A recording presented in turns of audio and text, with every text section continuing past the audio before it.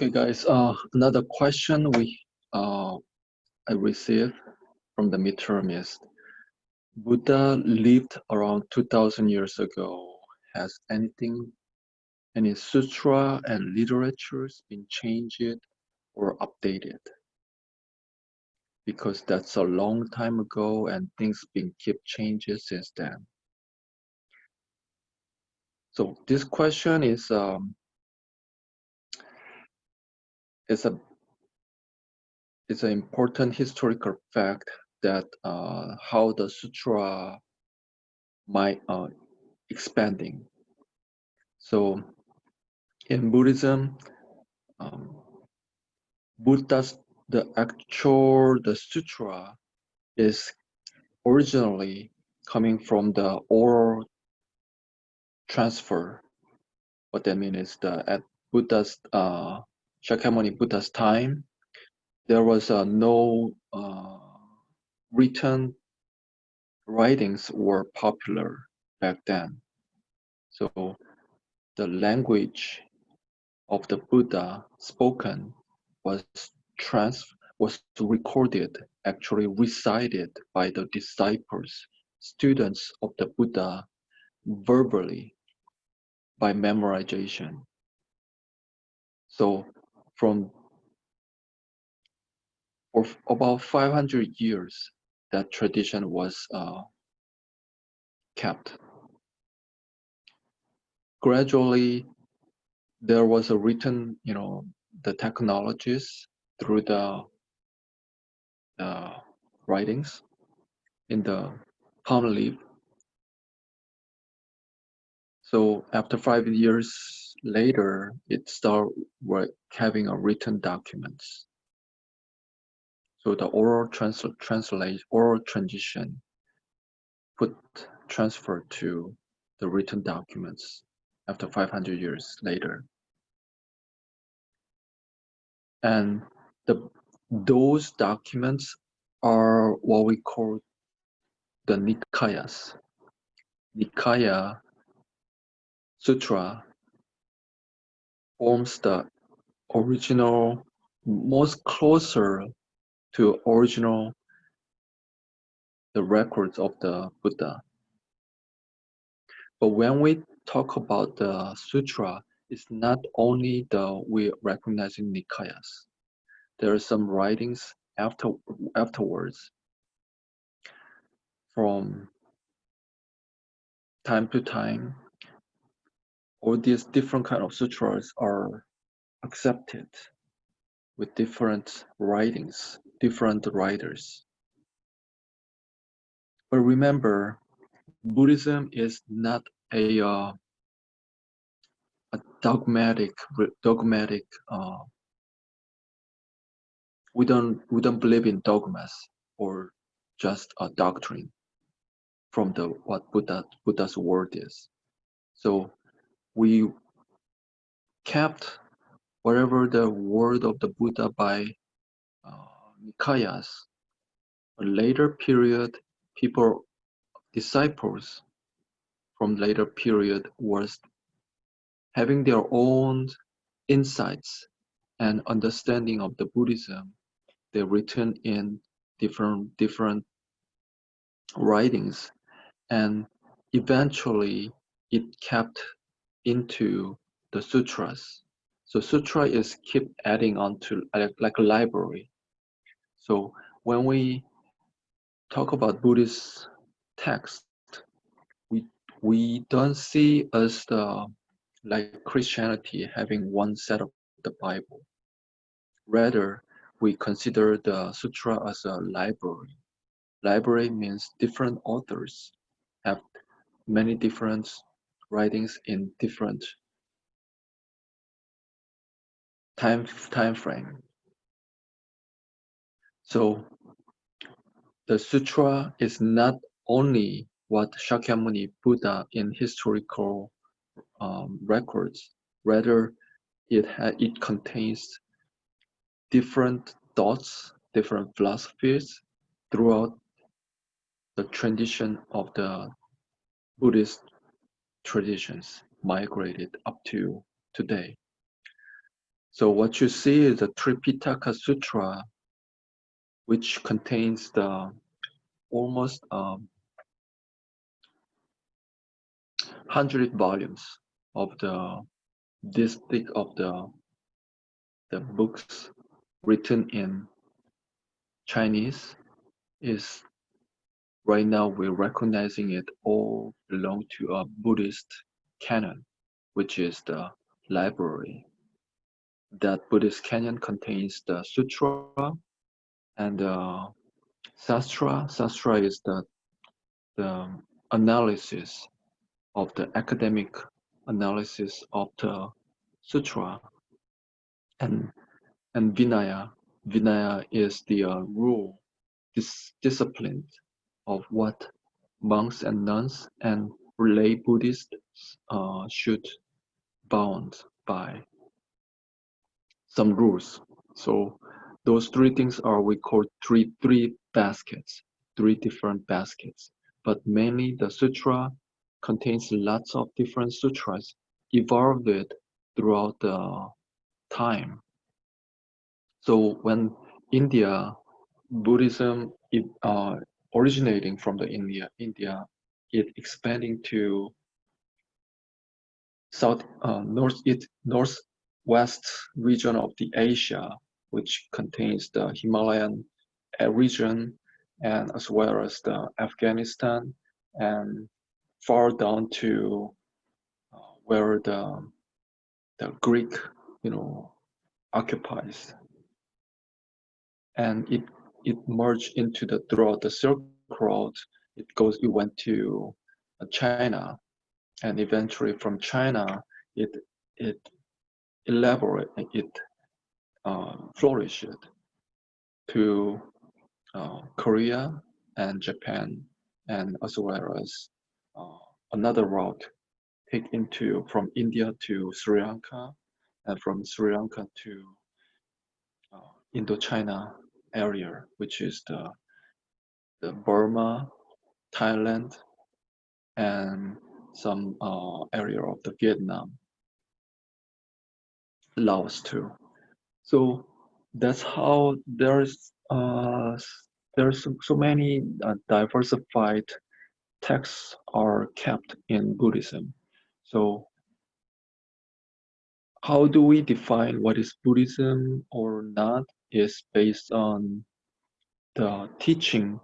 If you're looking at the text, there is so many different philosophies in there, but as long as it it has the basic understanding of the Buddhism and it does not go too far out, then we recognizing as this is Buddhist text. So there is many um, leeways in a sense. Buddhism is not a fixed religion. So if you think this is the Buddhism in one very narrow uh, box, we cannot put it in. So you have to be very open-minded in that sense. So some of you may come from the Chinese background, and you may come across only Chinese Buddhism is the Buddhist ideas. Actually, that's not quite right. If you're coming from Mongolia, Mongolia has different traditions, which it's tied to Tibetan Buddhism. It's more close to Tibetan um, angle of insight of the Buddhism. So that's another different traditions, and that those Chinese Buddhism, Mongolian Buddhism, Tibetan Buddhism also way different from how the Southeast Asia Buddhism uh, emerged. So those areas we call the Theravada Buddhism. So that's completely different. So Buddhist, when we study Buddhism, there are so many different varieties of the traditions that we should embrace and recognize in it. So just bear in mind, if just be open-minded to accept differences. That's the key. Can you share the moment that you truly understand and believe what Buddhism is?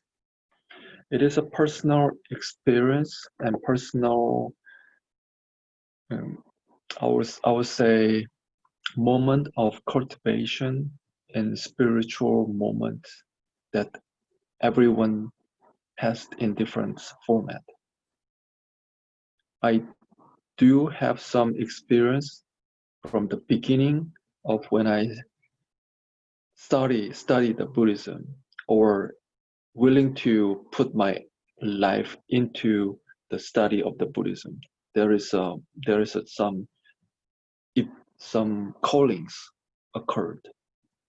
So no one telling me to embrace Buddhism or study Buddhism, but I choose to do it based on my own calling, I would say, that occurred when I was 15 years old. It is it's a very personal experience, but it is so so vivid, and it just get me into this stream of the thought process. Of course, I do not know what Buddhism is back then, but that triggered me to get into this journey.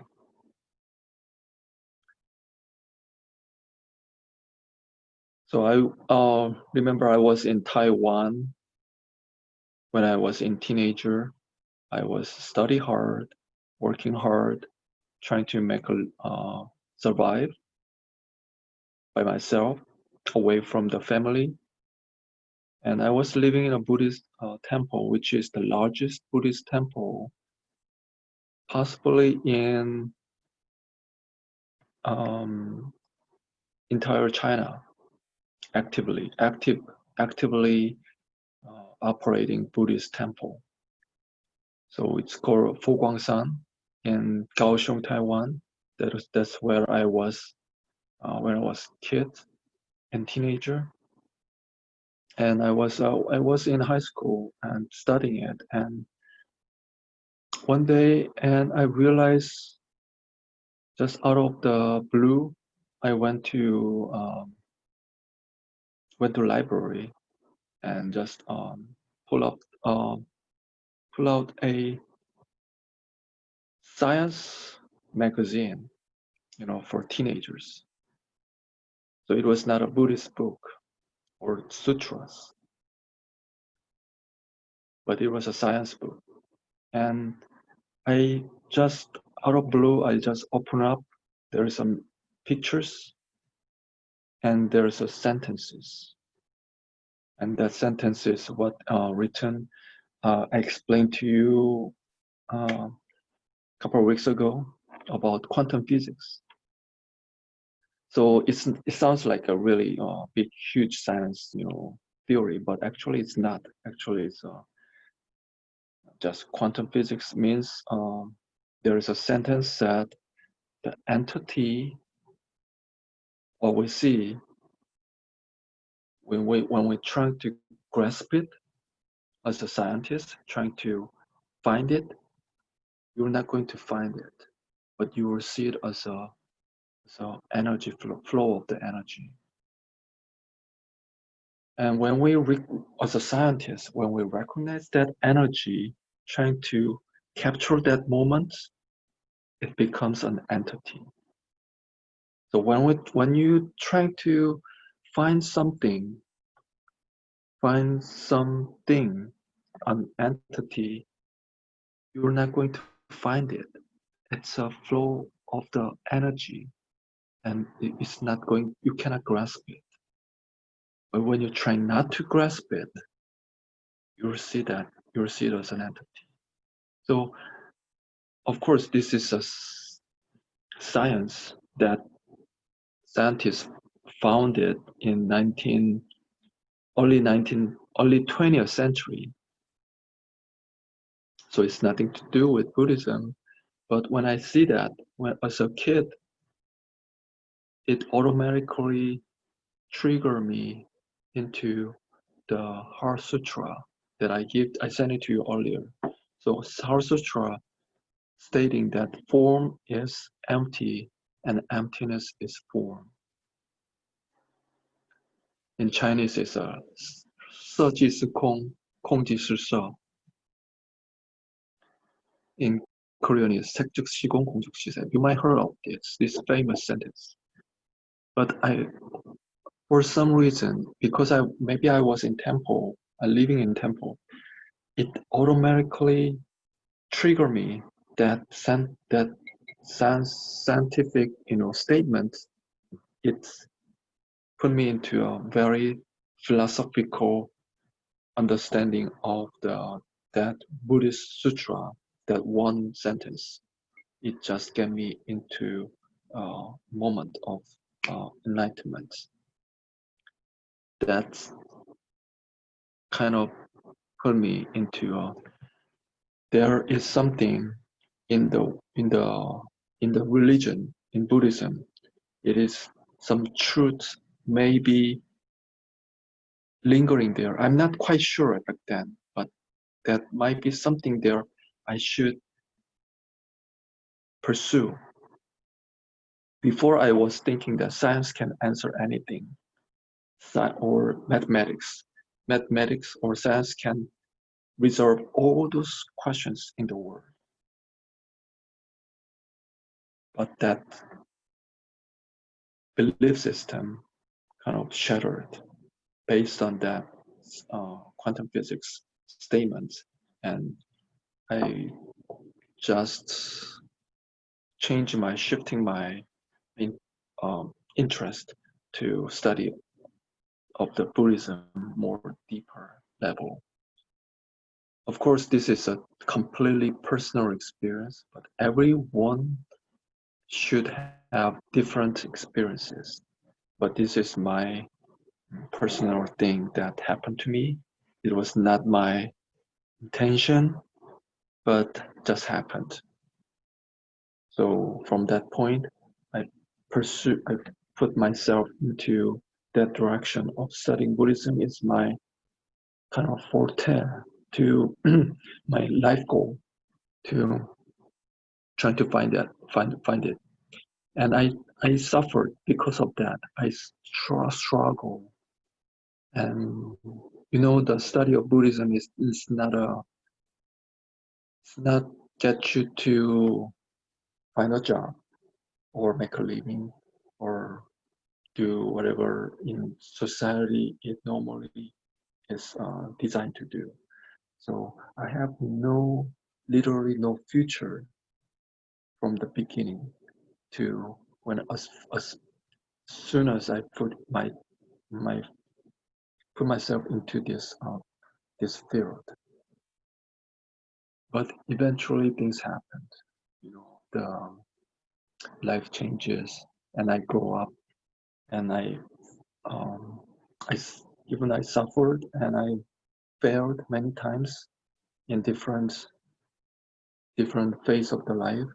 But eventually things go around and find out my own way out to make solutions of answers for yourself, and as well as your direction towards your life, and that give you the strength to carry on, as well as you gain more confidence that you can contribute something that no one can do in this world, because you went to this path by your choice, and not many people has that experience. Maybe none of it. Even there is many Buddhists out there, but none of what Buddhists may have similar experience that I have. So my experience, my failures, my challenges throughout those many decades, that I can it gave me a kind of asset. It's an asset for me. So I know how to answer some difficult questions. And I can give you some guidance based on my personal background and experience. And that no one can take away from it. So just keep telling every one of us and every one of us, no one can take away from what you experience if you know how to cherish it, how to put into your own memory, and using that as your own asset to challenge yourself to moving forward, to embrace something different, always something new things, and you will find your own answers. You'll find your own enlightenment, and that's what all Buddhism is all about. Find your own path. Path is the key. Find your own way is the key of the Buddhism. Okay. Sorry, I'm losing a little bit of voice here, but I think I answer you clearly on that.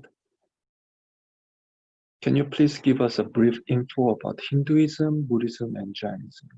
So, Hinduism is the basic religion still from India, and it's still a very popular one. Majority of Indian are influenced by Hinduism from the history, even current era. Buddhism is the kind of the side side side sideway from Hinduism or revolution from Hinduism coming out of from Indian context, because Hinduism has the well developed structure of hierarchy of the social structure, which we call the caste system, which still exists. So the human beings are divided into 4 different levels, and from top to bottom, it cannot be crossed over. So Buddhism, in terms of the karma, you cannot change this karma. If you're born this way, you cannot change it you cannot move to higher level by marriage or any whatsoever. But Buddhism is challenging this thought that karma is not how it defined as Hinduism, but you cannot change your own karma based on your own thoughts and based on your own actions. So whatever you thought will influence your own mind and body and your action, your behavior. That those behavior will leading you to different fate that it was not belong to you. So Buddhism is kind of revolutionary idea coming out of the Hinduism. So eventually Buddhism spread out all over the Asia, but it died in India. So now Buddhists are not popular. Only maybe 1% of the Indian population is Buddhist at this point. And Jainism is another branch of the part of the Indian culture, and Jainism has its own unique practice system. Jains are more uh, they're practicing into very extremist. I do not representing Jainism, so I cannot give you too much. But you can also search through the internet. You'll find the basic information. So I don't have to elaborate too much. But Jainism, their practice are very extreme, and the Jain practitioner I saw in the documentary, they are almost naked because they don't want to. They are going very almost getting harsh on themselves to get rid of the personal desires, and they don't want to kill anyone or kill any animal, so they want to they don't wear shoes because they may can kill those bugs, on the street. Very extreme.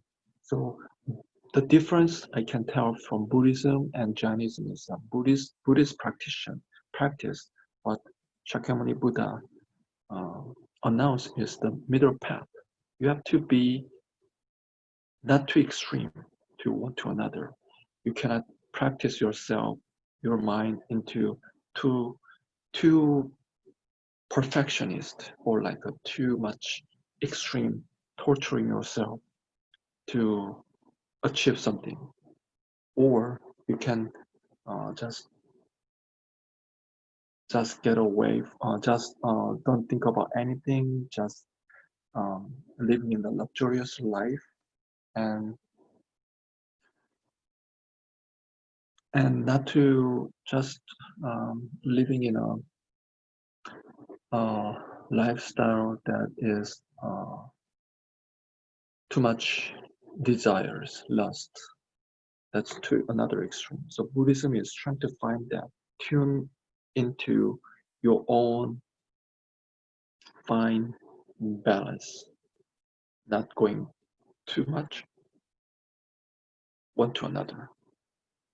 So Buddhist practitioners are not extremists in a sense. So if you believe in Buddhists are has to practice, high in the mountain or try not to eat meat, being vegetarian or a vegan, that's not actually representing entire Buddhist that that I can tell you. Okay, so I'll stop here, and maybe I will just wrapping up for today.